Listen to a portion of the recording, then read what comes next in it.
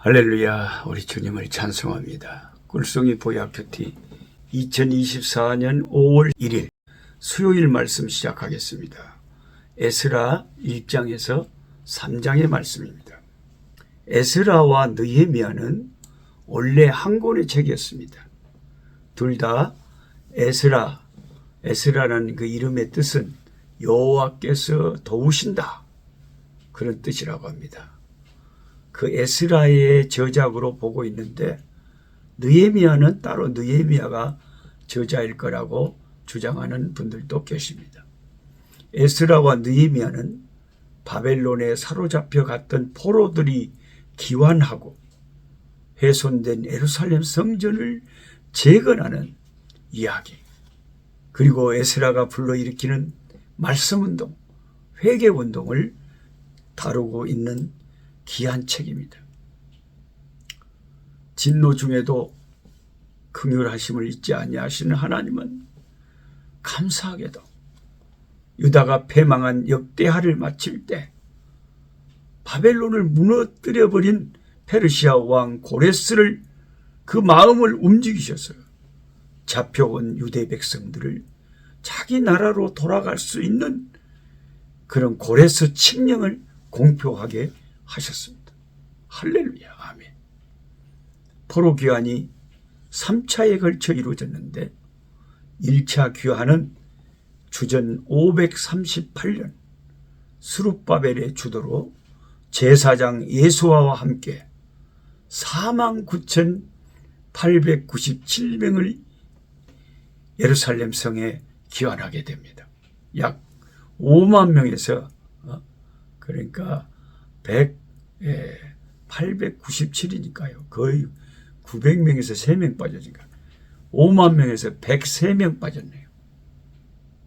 49,897명이 예루살렘 왔다. 1차 포로기한테. 작은 숫자가 아니죠. 작은 숫자가 아니죠. 이 사람들이 얼마나 뜨거운 사람들이었어요. 조국을 얼마나 사랑하는 사람들. 아마 그때 다니엘도 같이 기환했지 않을까요? 그토록 그리웠던 고국에. 그래서 이제 2차 귀환은 그 후로 거의 80년이 지난 후에 학사 겸 제사장 에스라에 의해서 주전 458년에 1754명이 귀환하게 됩니다. 그 후에 13년이 지난 후에 느헤미야가 주도한 3차 포로 귀환이 이루어졌습니다. 처음 귀환한 스룹바벨과 그 백성들은 성전 재건축에 힘을 쏟았는데, 우리가 말씀을 통해서 알지만 그 성전 재건축할 때 얼마나 사탄의 시험이 많고 방해가 많았는지 모릅니다.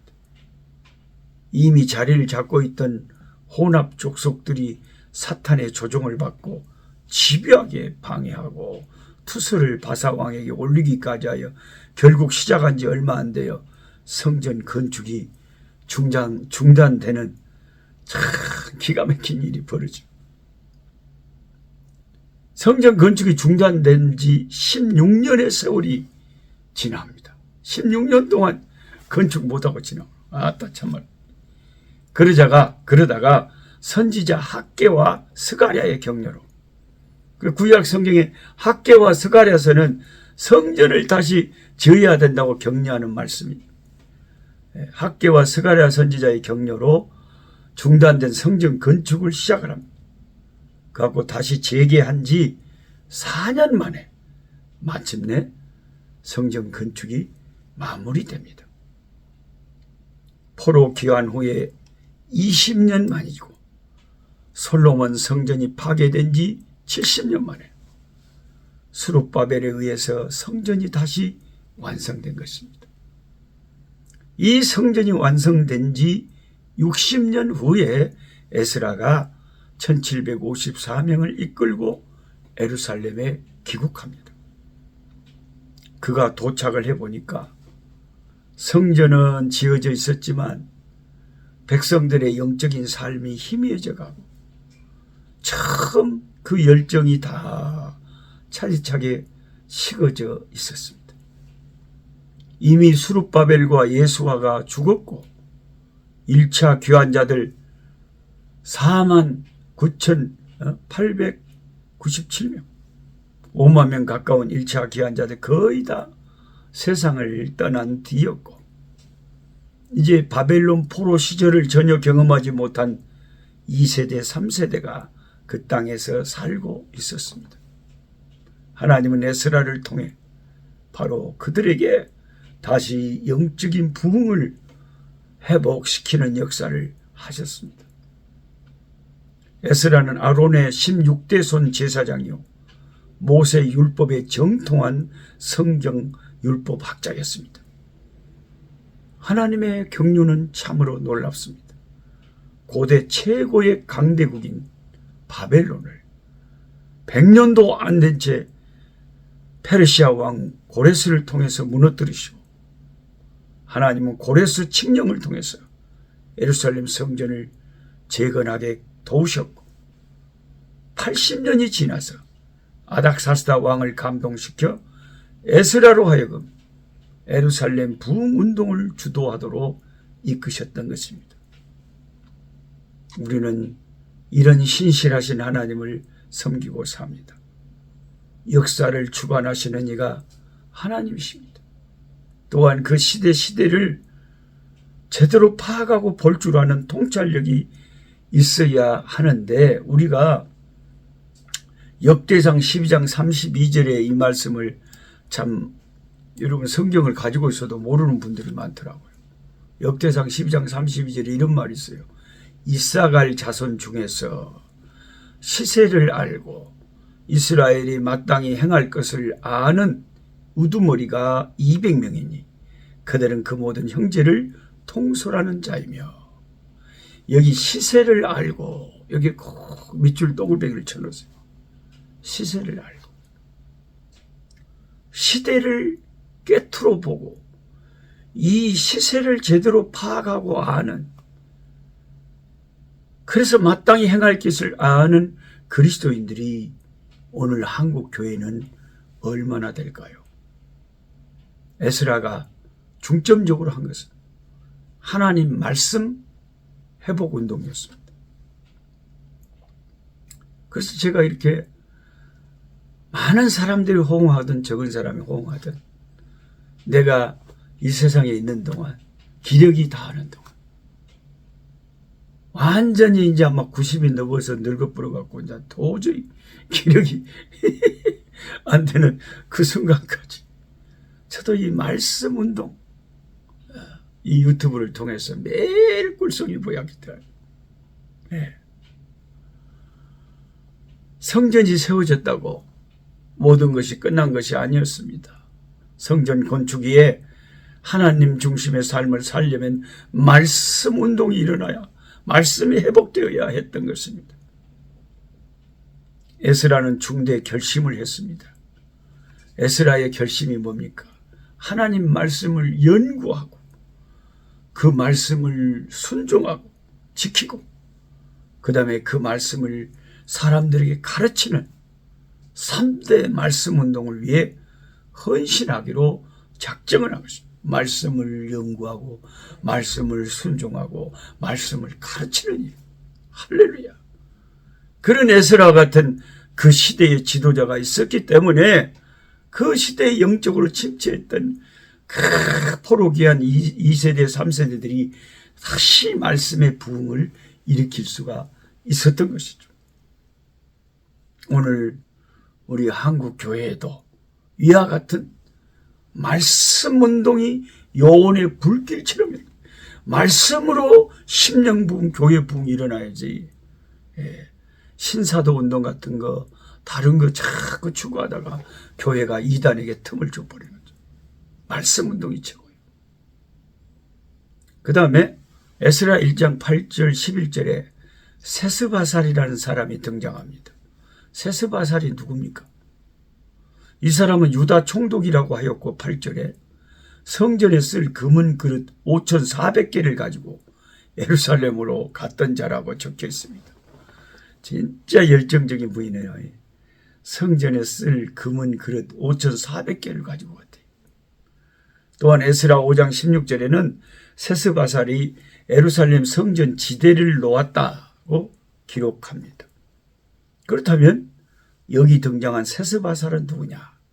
성경학자들은 역대상 3장 17절 19절에 언급된 여호야긴 왕의 손자 스룹바벨과 동일 인물일 것으로 추정을 합니다. 총독 스룹바벨을 다른 이름으로 세스바살로 부른 거죠. 세스바살이란 이름은 스룹바벨을 바벨론식으로 부른 이름이다, 이렇게 추정하고 있습니다. 세스바살은 스룹바벨 총독이다. 그 다음에 에스라 2장에는 제1차 포로기한으로 돌아온 약 5만 명의 명단이 기록되어 있습니다. 명단 발표 전 1절은 이렇게 시작합니다.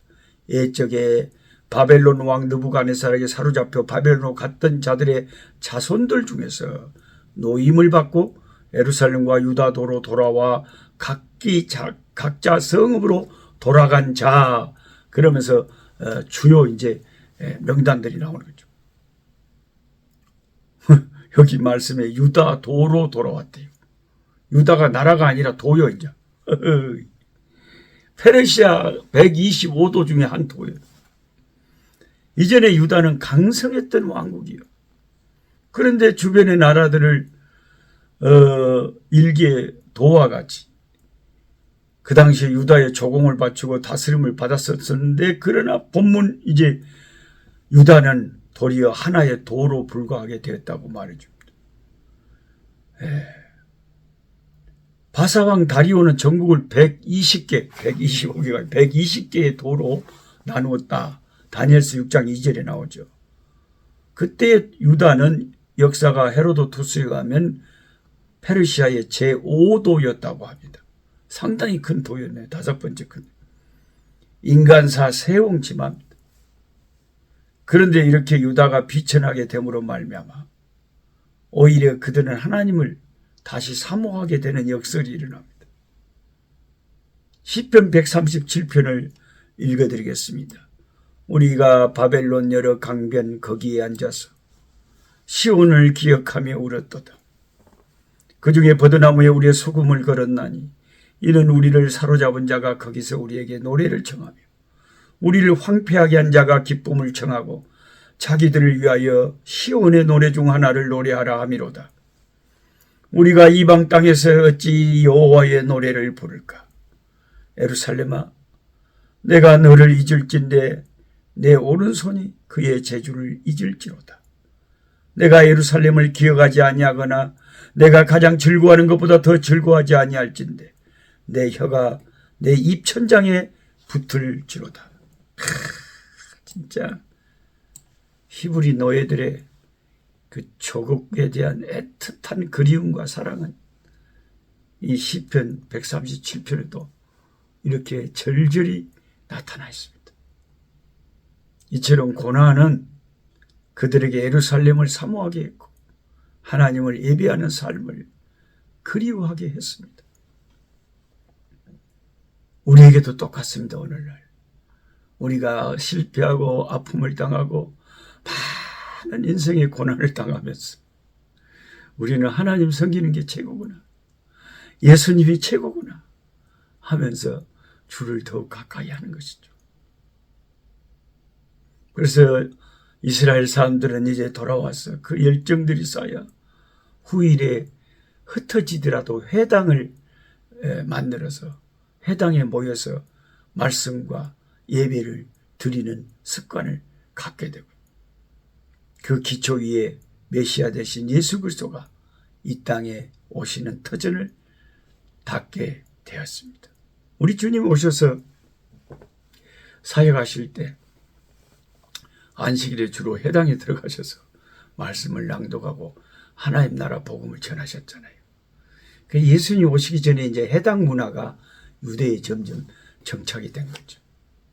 성전 중심에서 그 로마의 기가 막힌 그 핍박과 가증한 것이 막 성전에 들어서고 하면서 그 많은 역사를 거쳐서 이제 해당에서 하나님을 예비하는 그런 것으로 주님 오실 때 준비가 되어 있었던 것이죠.